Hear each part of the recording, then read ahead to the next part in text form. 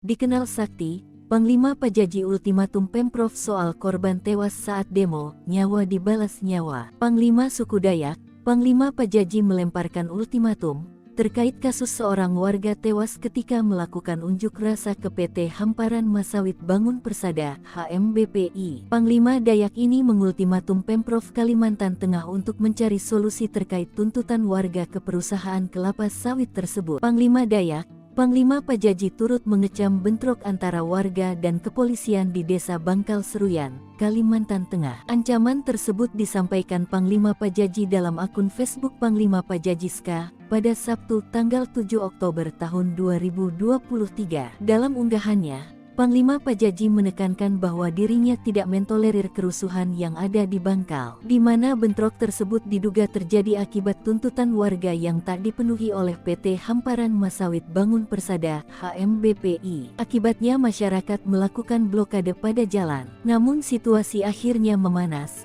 sehingga terjadi bentrokan antara pihak pengamanan dan masyarakat. Dalam unggahan Panglima Pajaji, ia juga memperlihatkan seorang pria yang diduga warga setempat dievakuasi sejumlah warga lainnya. Kondisi pria tersebut tampak tak sadarkan diri dan mengalami luka dan penuh darah. Sementara dalam keterangan unggahannya, Panglima Pajaji meminta Pemprov mencabut izin perusahaan yang ada di Desa Bangkal. Ia juga meminta pemerintah untuk menindak tegas oknum aparat keamanan yang tidak mengayomi masyarakat. Panglima Pajaji pun menegaskan, apabila dalam waktu 3x24 jam pemerintah tidak bertindak, maka ia sendiri yang akan bertindak. Seperti diketahui, Panglima Pajaji merupakan salah satu panglima dari suku Dayak yang dikenal sakti dan memiliki kekuatan mistis. Ia juga memiliki pasukan sakti dengan nama Pasukan Patak Padagi Borneo, yang selalu membantu masyarakat Dayak. Dia juga konsisten menolak IKN di Kalimantan Barat yang dianggapnya merusak hutan Kalimantan yang merupakan paru-paru dunia. Ia juga nampak vokal mendukung warga yang tertimpa insiden kericuhan di Rempang, Batam.